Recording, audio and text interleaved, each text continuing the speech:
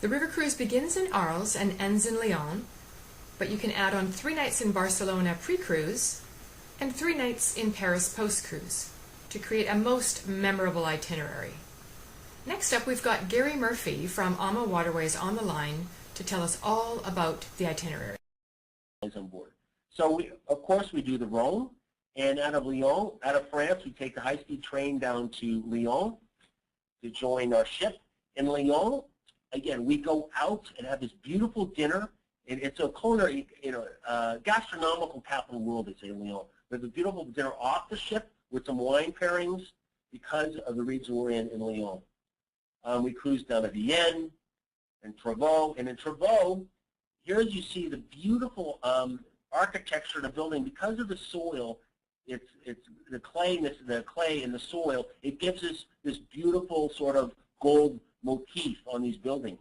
But out here, we also go up in the Beaujolais region, and how it works is we break the ship of 148 passengers into groups of 20, 25, 30, and one group will go to one vintner in Beaujolais, another will go to another vintner in Beaujolais, and we'll do some tasting of the Beaujolais.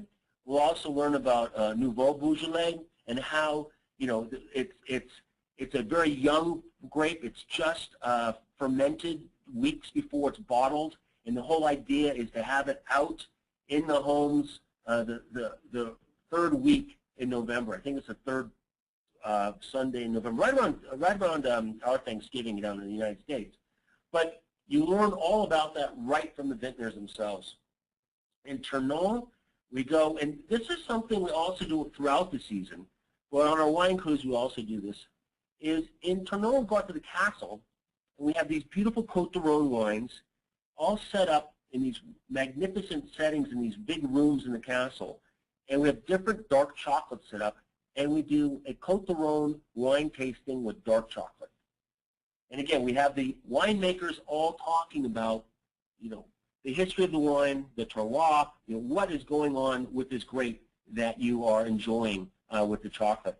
In Avignon, of course, we go out to Châteauneuf-du-Pape, and it's sort of interesting. Châteauneuf-du-Pape, that is when the Archbishop of Avignon moved the papacy, the head of the Roman Church, up into France. And that's Châteauneuf-du-Pape. That's where it's come from. And to finally settle it, I think like 50, 60 years later, the present Pope that was contesting the Italian Pope resigned.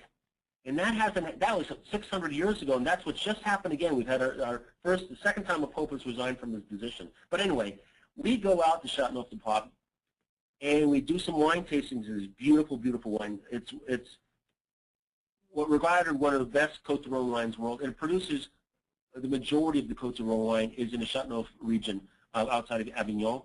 And when you go through this area, all you see are these round, large, pebble-sized, pebble designed like round rocks.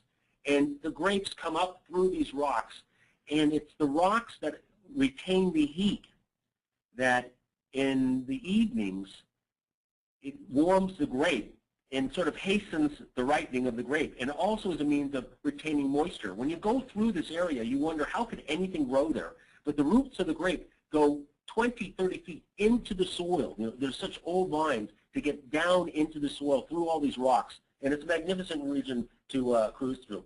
Avignon, France. There's the Beaujolais region.